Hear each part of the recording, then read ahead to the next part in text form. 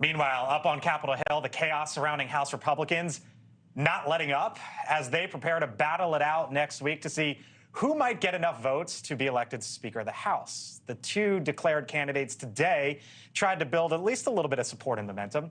Representatives Jim Jordan and Steve Scalise met with several key groups, including the conservative House Freedom Caucus. Meantime, those involved are trying to figure out how Donald Trump's endorsement of Jim Jordan may play into all of this. Kelly, when you think about Steve Scalise, Jim Jordan, do you think either of those two get to that magic 215, 216, 217, whatever the number may be on any given day?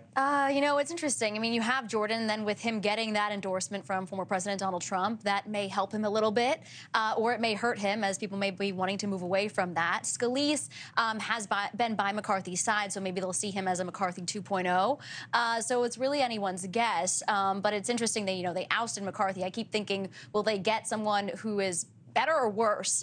Maybe they would have rather to continue to work with McCarthy on this. Just a quick lightning round across. Do any of those get to the magic number, yes or no? I don't think so. And you don't think so? And Hakeem Jeffries came out with a proposal that's dead on arrival. Okay. Vis-a-vis the coalition building piece. You think any of those get to 215, 216? I'm going to go with Scalise. Maybe. Scalise? Yeah. Okay. I'll say one of the two will. But do you know who? I don't know who. Okay. I'm with Kelly on this. I think Scalise, because he has such a built-in infrastructure. All right, so what about this idea of Donald Trump's impact? Because you can make an argument, right, that it could either help or hurt in this case for Jim Jordan.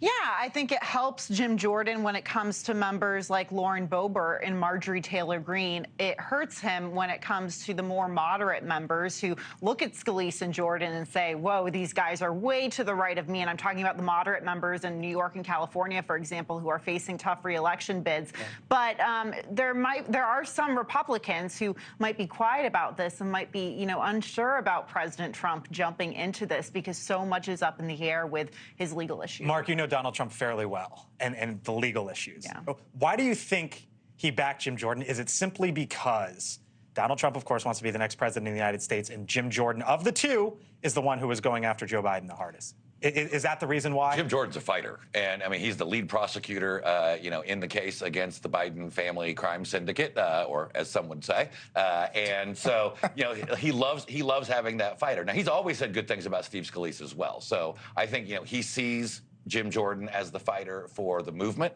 He knows that it's easier probably to get a lot more of the 210 who voted to oust McCarthy on the side of Jim Jordan, because both of them are highly respected on the Hill. They both have good reputations. They're both likable.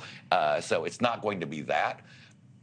It does keep the fighter, though. And I think it's good for him to have spoken up, try to create some unity, get this over with so we can actually move on and take the case to Joe Biden. Thanks for watching. Go to newsnationnow.com to find News Nation on your television provider.